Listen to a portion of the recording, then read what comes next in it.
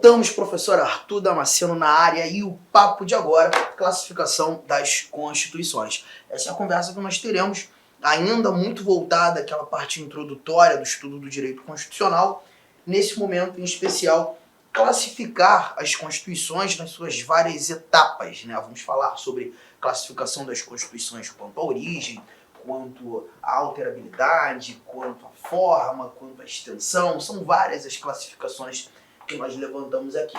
Bom, eu vou seguir aqui a ordem dada pelo nosso material, fazer aqui a análise de todos os dados apontados nesse nosso material e a gente vai trocar ideia, conversar um pouquinho sobre cada uma dessas constituições e, se necessário for, inclusive, desenvolver exemplos. Algumas dessas classificações vão exigir de nós exemplos. Por exemplo, vamos começar com a origem, a Constituição classificada quanto à origem. E que nós veremos que nós teremos as classificações de constituições promulgadas, outorgadas, cesaristas ou também chamadas de pactuadas. Nós teremos 4 classificações.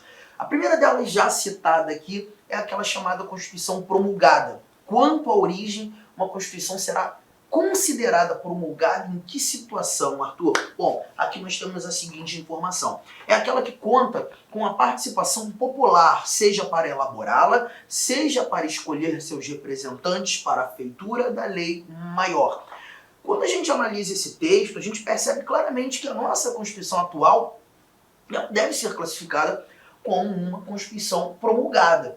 Uma Constituição que nasceu da vontade popular. Uma Constituição que nasce efetivamente da vontade do povo. Mas não se esqueça de uma coisa.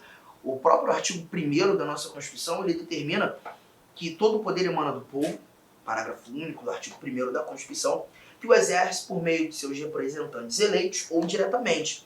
Em regra geral, esse poder nosso, esse nosso poder, ele é emanado de maneira indireta, por meio dos nossos representantes eleitos. Aqui perceba, seja para escolher seus representantes para a feitura da lei maior. Assim aconteceu com a Constituição atual.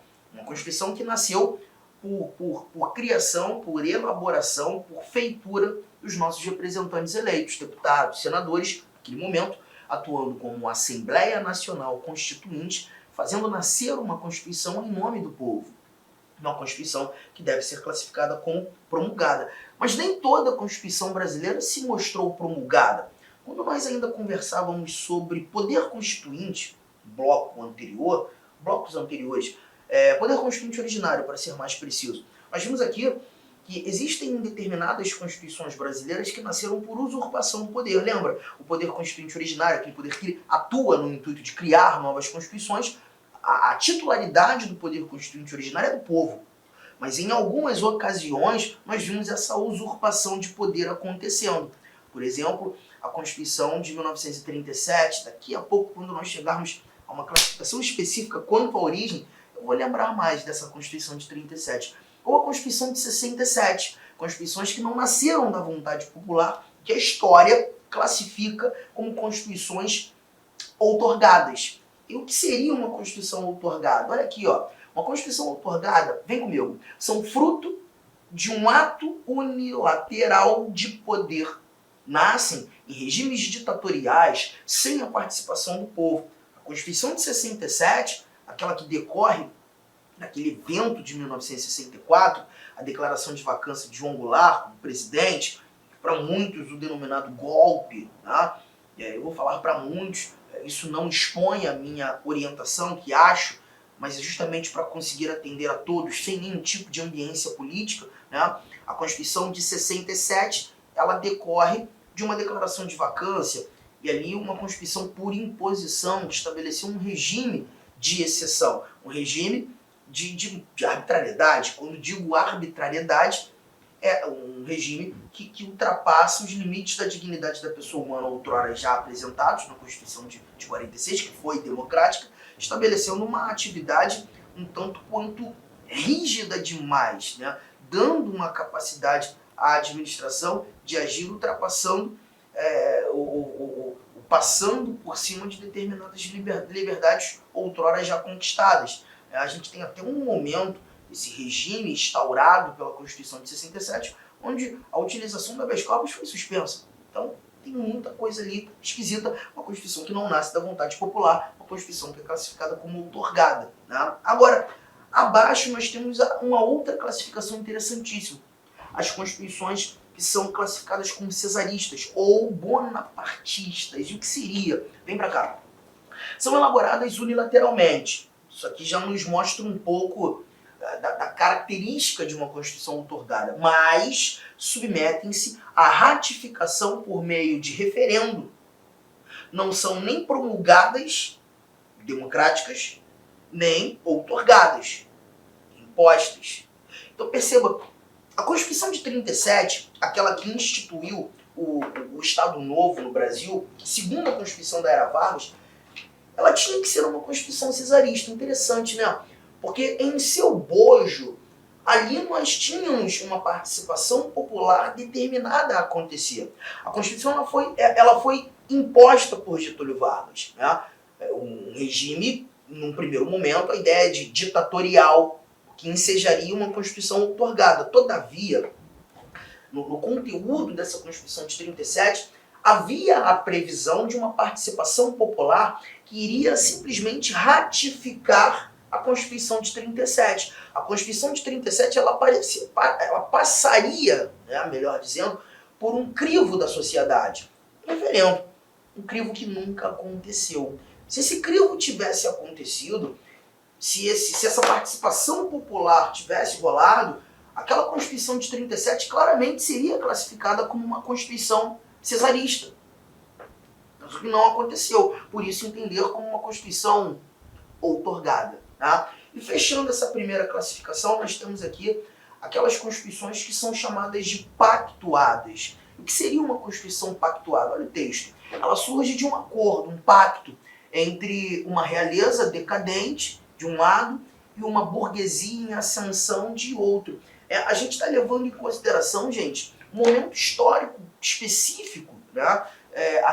Aquela derrocada do absolutismo e a chegada e a ascensão do liberalismo, né? Isso aqui por volta do século XVII, ali muito ainda, né, naquela ambiência da Revolução Francesa, onde a liberdade, a igualdade, a fraternidade se mostra como lema, e o maior pleito seria realmente a conquista das liberdades e diminuir ou até mesmo derrocar aquele ambiente absolutista, o poder público absoluto, que passava por cima do indivíduo à torto e à direito, e que agia sem limites e agora precisará atuar com limites. Não mais o império do rei, mas sim o império da lei. Né? E é justamente isso que a gente tem nesse momento. Há, muitas vezes, em alguns ambientes, um pacto que é estabelecido entre a burguesia e a realeza, o rei, o império decadente, justamente para alinhavar uma Constituição que busque equalizar as vontades, que busque atender os ambientes distintos em suas pretensões. Hoje a gente poderia até imaginar uma Constituição pactuada nascendo da vontade de lideranças que não se mostram o rosto de toda a sociedade, que não representam efetivamente a sociedade como um todo. Imaginem aqui no Brasil uma Constituição nascendo por um pacto entre a igreja e os militares. Nós temos um pacto estabelecido entre duas frentes que não necessariamente demonstram a totalidade da sociedade brasileira, uma Constituição que nasce por uma certa imposição, né, um pacto estabelecido. Constituições que a gente não costuma verificar nos dias de hoje, mas é importante você saber que existe essa classificação. Então, voltando aqui, quanto à origem, nós temos essas 4 constituições: as promulgadas, as outorgadas, cesaristas e as pactuadas. Né? A Constituição Brasileira de 1988 se classifica claramente como uma Constituição promulgada. Bom, matamos a primeira classificação, simples demais. A segunda classificação, quanto ao conteúdo, também é muito tranquila de se desenvolver, muito tranquila.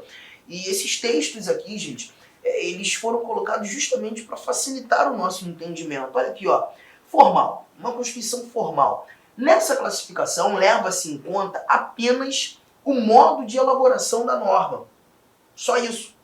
Se ela passou por um processo mais solene, mais dificultoso de formação, chamadas constituições rígidas, a gente ainda vai conversar quanto à alterabilidade, sobre o que é uma Constituição rígida, mas eu já vou ter que te adiantar alguns detalhes aqui, será formalmente constitucional, não importando de que matéria venha tratar. O que a gente traz aqui numa Constituição formal é o seguinte, gente, não me interessa qual seja o assunto, não me interessa o que a norma trata, o que me interessa é que se está no texto constitucional, e se para alterar essa norma constitucional há a exigência de um processo legislativo robusto, solene, dificultoso, um processo legislativo mais difícil, quando a gente compara o processo legislativo para alteração do texto constitucional, o processo legislativo para alteração das demais normas constitucionais, a gente percebe uma diferença gigante, né?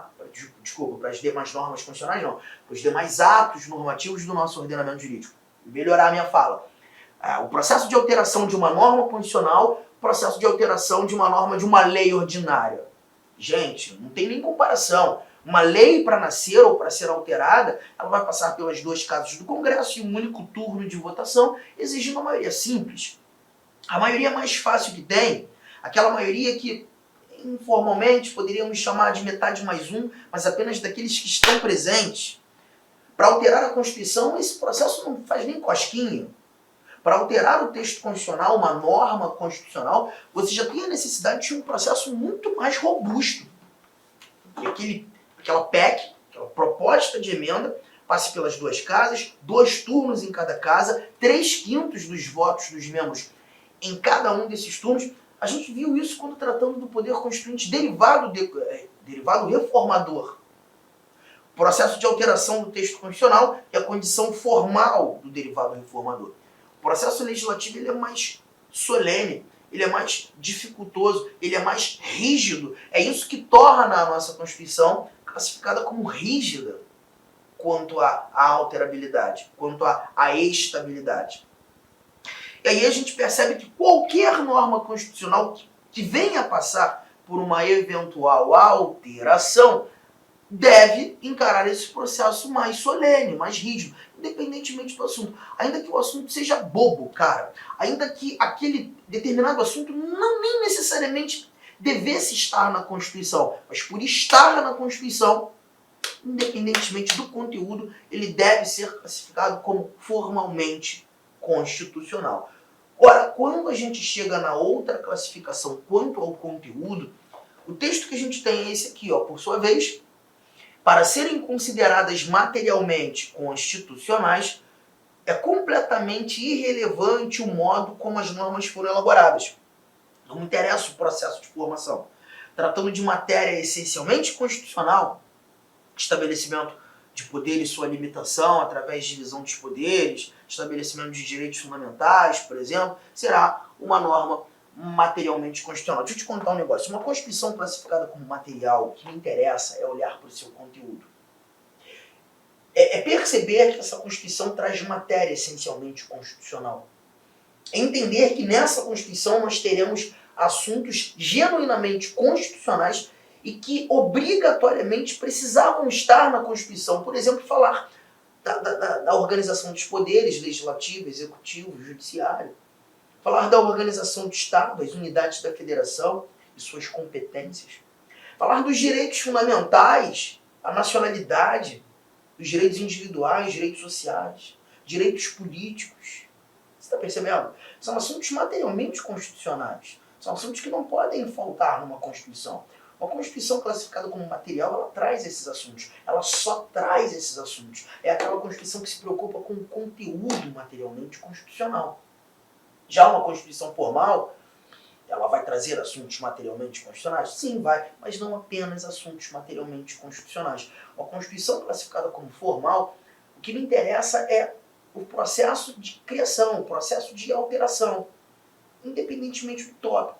A Constituição brasileira de 1988 ela deve ser classificada como formal e não apenas como material, porque além de tratar de assuntos materialmente constitucionais, ela também, ela trata também de assuntos que não necessariamente precisariam. Olá, meus amigos, minhas amigas, eu sou o professor Lac e inicialmente gostaria de pedir licença para vocês que estão estudando nos nossos vídeos do YouTube, mas esse vídeo é um vídeo demonstrativo para você conhecer conhecer a potencialidade dos nossos professores e do nosso curso. Gente, aqui na Lá Concursos, nós estamos fazendo uma super preparação para fiscal de tributos do estado de Mato Grosso. Lembrando, claro, que a Lá Concursos é a escola mais tradicional, que mais aprova, que tem mais qualidade em concursos públicos no estado de Mato Grosso. Então, nós fizemos uma super preparação, nós já estamos aqui na turma 6, tá? Na turma 6 de fiscal de tributos, né?